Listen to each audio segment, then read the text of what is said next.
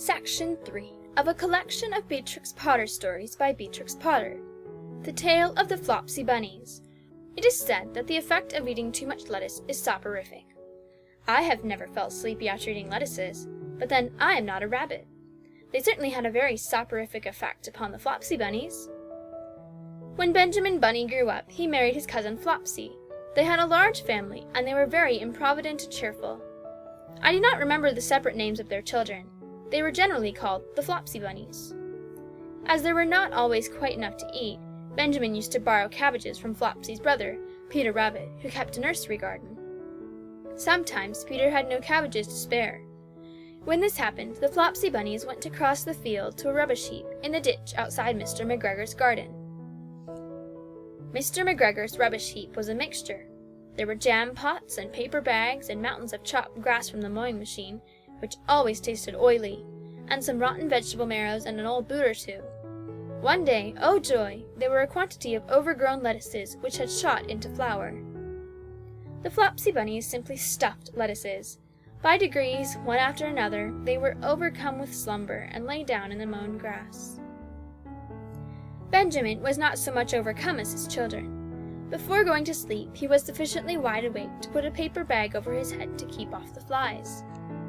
The little Flopsy Bunnies slept delightfully in the warm sun. From the lawn beyond the garden came the distant clackety sound of the mowing machine. The blue bottles buzzed about the wall, and a little old mouse picked over the rubbish among the jam pots. I can tell you her name. She was called Thomasina Tittlemouse, a woodmouse with a long tail. She rustled across the paper bag and awakened Benjamin Bunny. The mouse apologized profusely and said that she knew Peter Rabbit.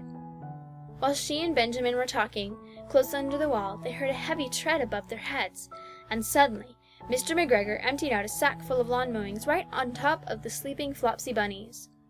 Benjamin shrank down under his paper bag. The mouse hid in a jam pot. The little rabbits smiled sweetly in their sleep under the shower of grass. They did not awake because the lettuces had been so soporific. They dreamt that their mother Flopsy was tucking them up in a hay bed. Mr. McGregor looked down after emptying his sack. He saw some funny little brown tips of ears sticking up through the lawn mowings. He stared at them for some time. Presently, a fly settled on one of them, and it moved. Mr. McGregor climbed down onto the rubbish heap.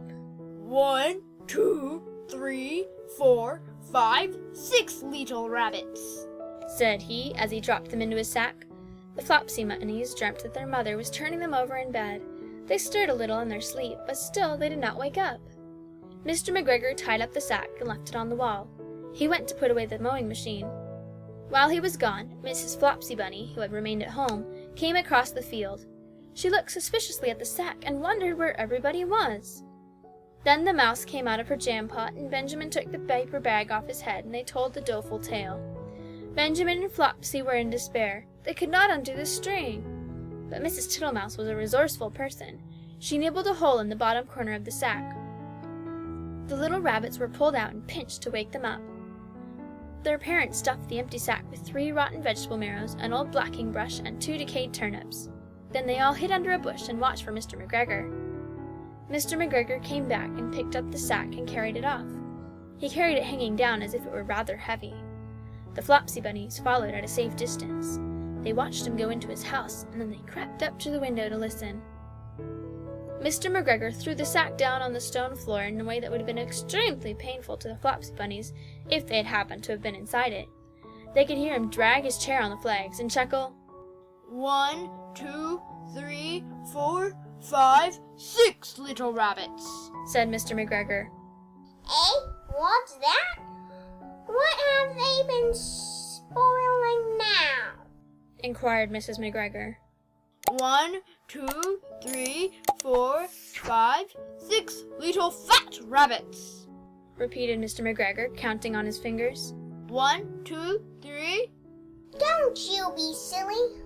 What do you mean, you silly old man? In the sack! 1, 2, 3, 4, 5, 6, replied Mr. McGregor.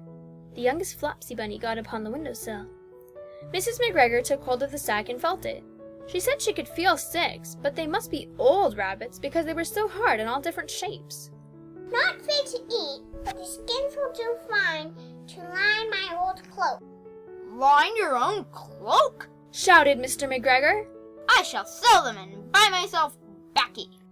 Rabbit tobacco, I shall skin them and cut off their heads. Mrs. McGregor untied the sack and put her hand inside. When she felt the vegetables, she became very, very angry. She said that Mr. McGregor had Done it a purpose. And Mr. McGregor was very angry too. One of the rotten marrows came flying through the kitchen window and hit the youngest Flopsy Bunny. It was rather hurt. Then Benjamin and Flopsy thought it was time to go home. So Mr. McGregor did not get his tobacco, and Mrs. McGregor did not get her rabbit skins. But next Christmas, Thomasina Tittlemouse got a present of enough rabbit wool to make herself a cloak and a hood, and a handsome muff and a pair of warm mittens. The end. End of section 3.